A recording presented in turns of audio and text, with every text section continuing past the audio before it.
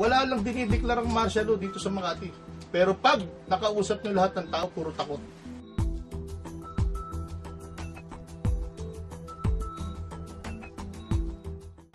Attorney, bigyan natin ng pagkakataon itong ating mga listeners dito sa programang Compadres na lubos kayong makilala. Opo. Kayo po ay practicing lawyer ngayon. May specialty po ba kayo na Sa trial po, kahit ano eh. May mga kliyente po akong sa criminal cases, meron din po akong mga kliyente sa ombudsman, mga government officials, sari-sari po. Kayo po ay dito na pinanganak sa Makati? Opo, sa Palanan po. Sa Palanan na po. Kayo po ay naging barangay captain ng Palanan, Makati since when? Two terms yun, 93 to 98. 93 to 98. Kasi dati nung 98, ang batas nun, pagka ikaw ay nag-file, vacate ka sa position mo eh. Hindi ka tulad ngayon, pag nag-file ka, natalo ka, balik ka ulit sa position mo. Yun, ganun. So, nung tumakbo po kayo ng 1998, ay napilitan po kayong iwan yung pwesto. Yeah, that was deloaded. Oo. Tapos, nung hindi kayo, ang tinakbo niyo po is counselor. Counselor ng po. time na yan. Sumama ako kay Vice Mayor Toro Yabut noon. Tumakbo siyang mayor. Kasi ang itinakbo na kagad ni Mayor Binay noon, yung Vice President natin ngayon, yung asawa niya. Si yun Elenita. yung panahon. Oo, yung panahon na yun. At that time, sinabi ko na wala nang katapusan to. Kailangan ngayon kumalas na ako. Dati magkakakampi kami. Siyempre, mga anggulo. Tumiwalag lang yan sa amin eh. Ganun. Ngayon, kung ano-ano na sinasabi. Anong reaction niyo dito kung sakasakali? Siyempre, ang sasabihin nila hindi totoo yan. Hindi makatotohanan yan. Actually, sinisiraan lang kami yan dahil eleksyon. Magkasama kami. In fact, yung asawa ni Jojo Binay, ni Vice President Binay, si Dr. Binay, under ng mami ko sa Department of Health before. Magkakaibigan kami. Pero pag nakita mo naman na mali na ang ginagawa, hindi mo naman pwede ayunan. Hindi pa nga putok yung issue ng dynasty noon. Kahit na nandoon na yan sa saligang batas, sumisigaw na ako. Nung 98 pa. Eto na, simula na to, wala na tong katapusan. At hindi ako nagkamali. Ayan, dire-diretso na. Dumami pa.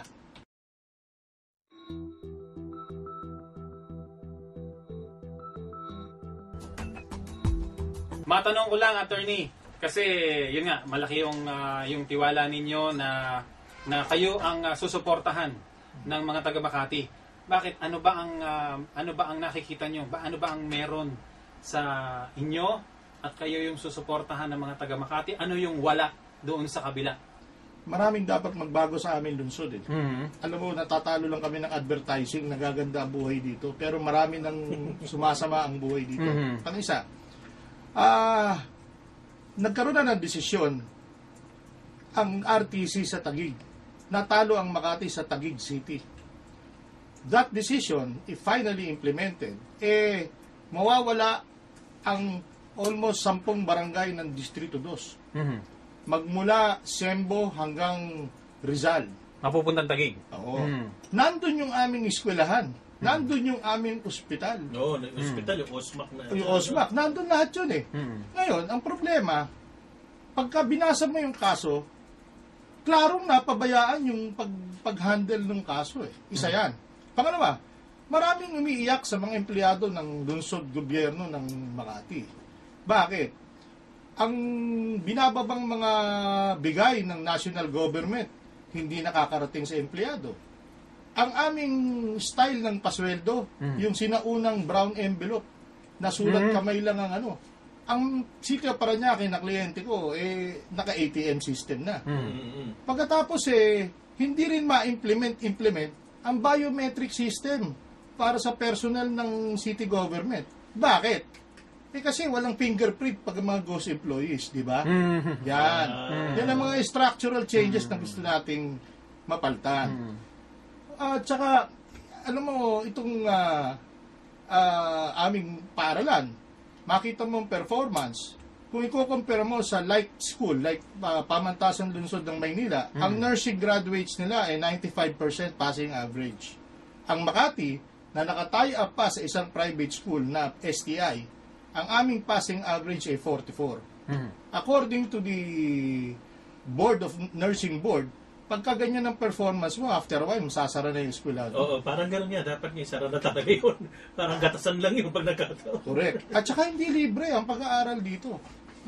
Una, Kala ko libre. hindi, may Hindi ba? bayad dyan. May bayad ba? Oo, tsaka 33,000 pa nga eh. At saka problema dyan, gaya nung naging problema sa UP.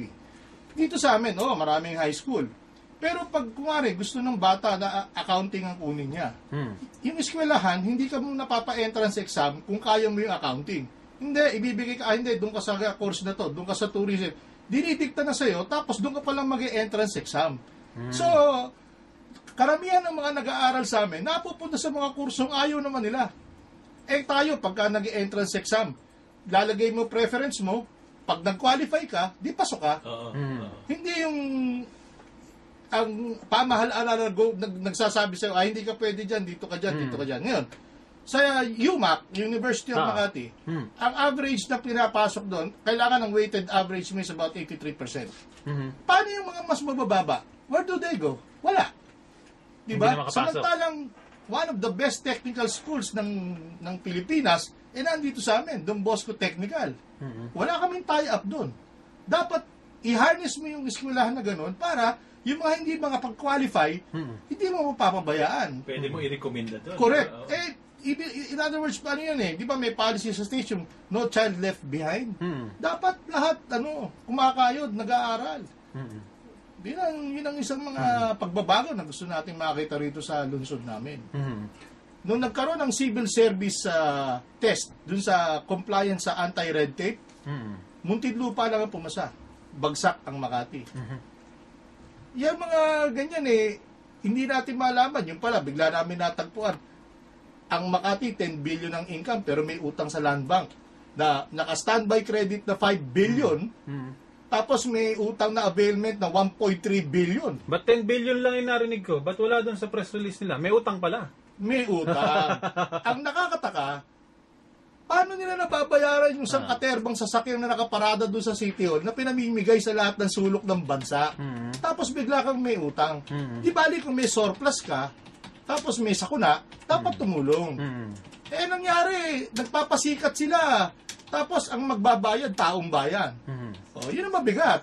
Hindi nila sinasabi yan. Pumunta kayo sa website ng Makati, wala yan. Wala.